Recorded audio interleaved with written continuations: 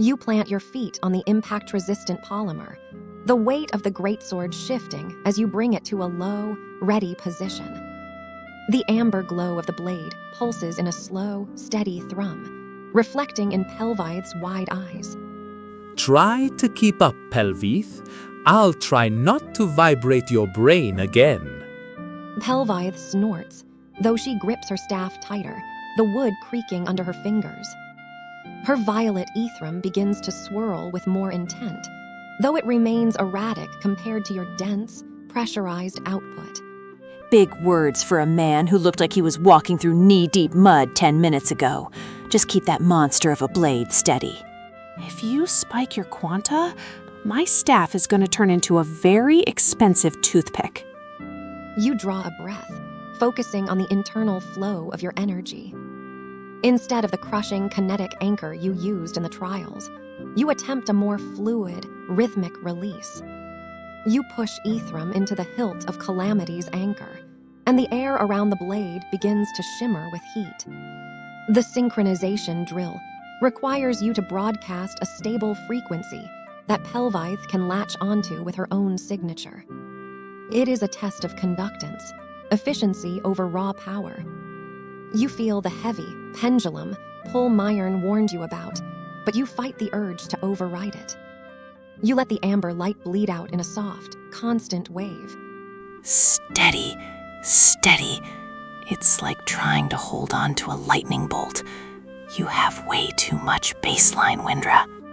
She taps her staff against the floor, and a violet lattice of energy reaches out to meet your amber glow. The two signatures clash for a moment, a harsh, buzzing sound filling the space between you before they begin to interlace. It's an awkward, vibrating harmony, but it holds. The Wyndra-Pelvith pair. Stabilize your variance. You are fluctuating at the margins. Focus on the resonance, not the volume. The strain of maintaining such a delicate balance is different from the brute force trials. Your forehead begins to bead with sweat again, not from exertion, but from the intense concentration required to keep your quanta from overwhelming Pelvith's smaller capacity. She looks like she's trying to solve a complex puzzle while standing in a wind tunnel.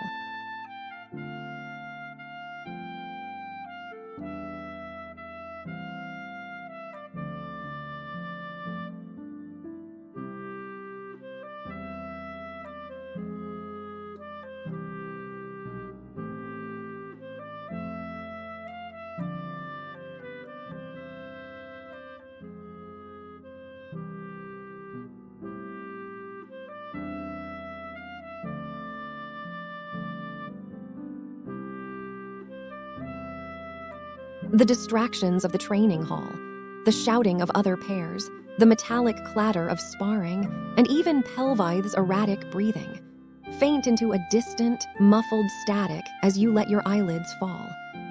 You withdraw your awareness from the physical weight of Calamity's anchor and the floor beneath your feet, diving inward toward the source. In the darkness of your mind, your quanta is a sun. A dense, pressurized sphere of amber heat that wants to expand, to shatter, to dominate. You don't try to crush it today.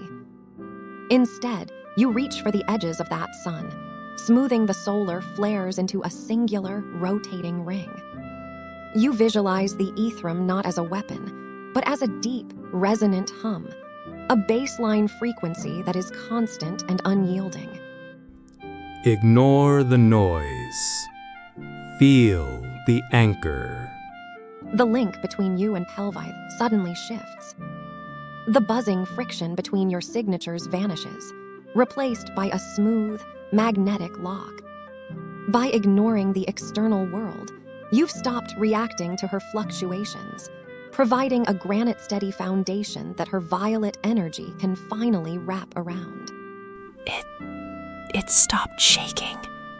Wyndra, the variance is almost zero. How are you holding it that still? Excellent stabilization, Wyndra. You've transitioned from commanding the energy to harmonizing with it. Pelvith, maintain that intake. For several minutes, You exist only as a bridge of light. The heat in your core is manageable, a sustained glow rather than a violent detonation. When the director finally signals the end of the drill, you open your eyes. The violet lattice dissipates, and Pelvithe slumps against her staff, looking exhausted but exhilarated. That was incredible. For a second there, I felt like I actually knew what I was doing. You're a freak of nature, you know that? The first session of combat application is drawing to a close. Heated skin meets the cool rush of holstering metal amidst a heavy haze of static and victorious shouting. Director Valden is making final notes on her slate, her gaze occasionally drifting back to your station.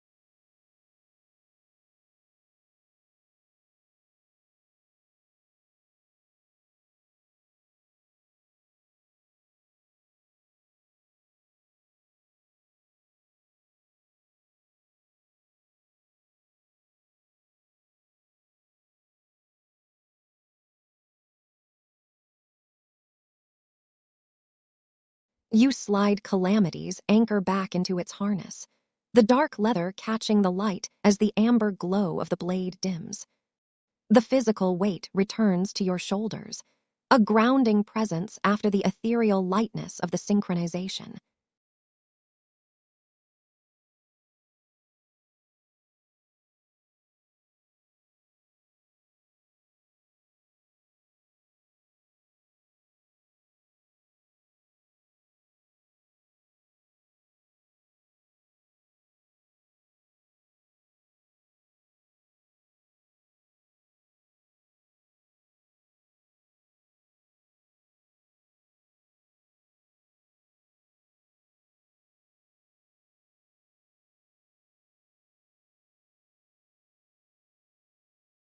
It's a start, but we've got a long way to go before the mid-year exams.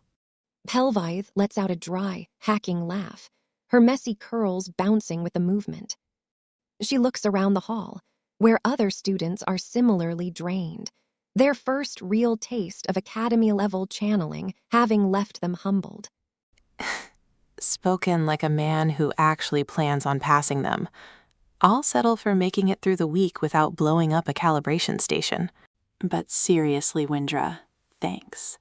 Most of the high quanta types here act like sharing a frequency is beneath them. Class dismissed. Return to your studies. The academic hall expects punctuality for your theory lectures. The director strides toward the faculty exit, her charcoal jacket cutting a sharp silhouette against the training equipment. The hall begins to empty as students move in a tired, burgundy-clad wave toward the exits. You and Pelvithe join the flow, leaving the scent of ozone behind for the fresh, morning air of the campus grounds. The transition to the academic hall is a shift in texture. The impact-resistant polymer floors of the training complex give way to polished stone and heavy wood paneling. The air here is cooler, smelling of old paper, and the faint, citrusy scent of cleaning solvent used on the data slates. As you enter the main lecture theater, you spot Myron already seated in the front row, her posture perfect, a digital slate active before her. She doesn't turn as you find a seat further back with Pelvithe, but you notice the slight tilt of her head, a silent acknowledgement of your arrival. The lecture on ETHERIUM conductance is about to begin, and the room is filled with the frantic tapping of students prepping their notes. Pelvithe is already struggling with a jammed stylus, while Myron remains a statue of academic focus at the front. Your morning of physical exertion is catching up with you, the quiet of the hall making your eyelids heavy.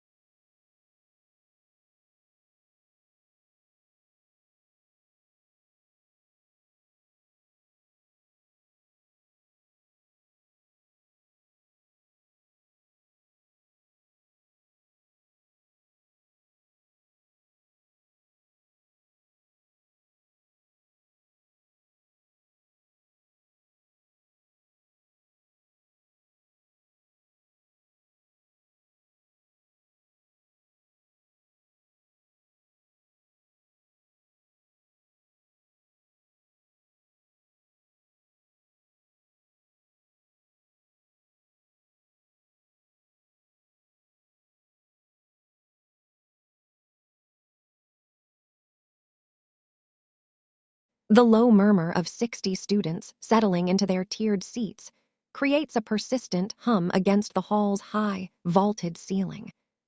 You slide into a mahogany bench toward the rear, the weight of the greatsword at your back forcing you to sit forward.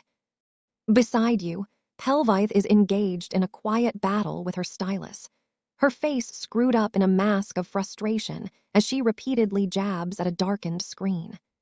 Come on, you glitchy piece of Ardia junk. I have 3 hours of theory to log, and the capacitor is cycling red. Give it here before you crack the casing. You're forcing the contact. You lean over, your hands still warm from the morning's training, and take the slate from her. It's a delicate piece of technology, its surface etched with fine conductive lines. You don't use a tool. Instead, you focus a tiny, needle-thin thread of quanta into the charging port.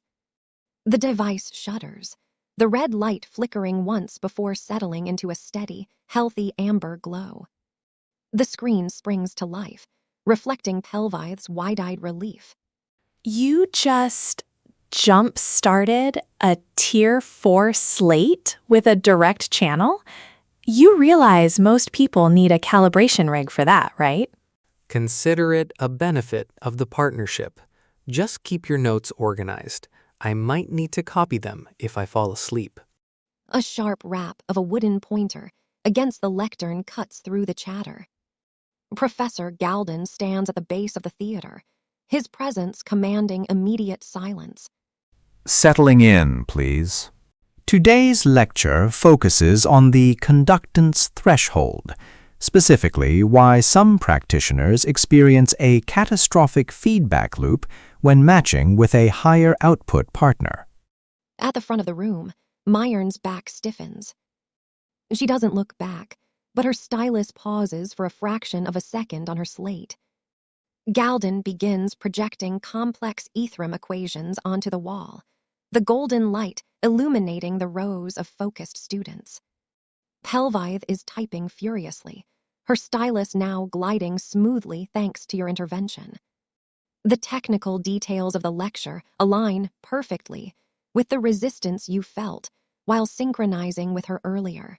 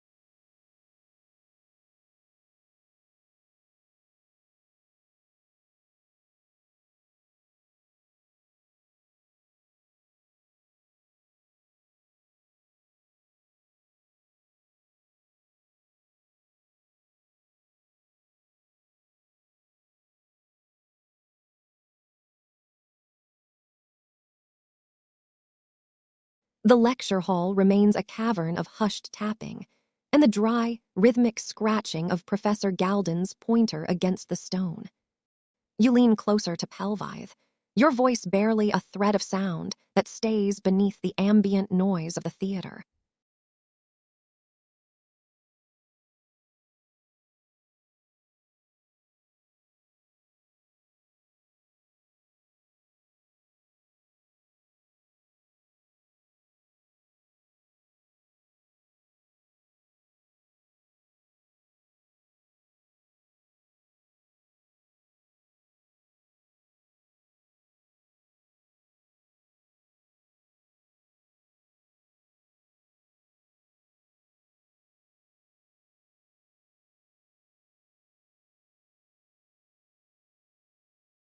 Most commoners have a steadier baseline if they've had any prep at all.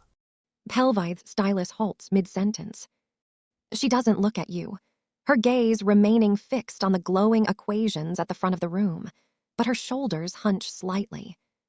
The violet light of her data slate reflects in her eyes, flickering with the same erratic pulse you felt during the synchronization. I didn't go to a prep academy. My family runs a repair shop in the outer districts. I spent my time jump-starting old power cells and fixing leaked conduits. She finally glances at you, a self-deprecating smirk tugging at the corner of her mouth. I learned to channel by mimicking whatever machine I was working on. My signature doesn't have a shape because it spent 10 years pretending to be a broken engine or a faulty heater. It's a bad habit. Is the back row finding the mechanics of variable resistance more interesting than the lecture? The professor's gaze snaps to your section. At the front, Myron turns her head just enough to catch your eye, her expression a mask of cool, aristocratic disapproval that feels entirely performative after your morning in the training hall. Galden waits for an answer, his pointer poised like a weapon. The rest of the cohort has turned to look, their attention a heavy weight in the tiered room. Pelvithe looks like she wants to vanish into the mahogany desk.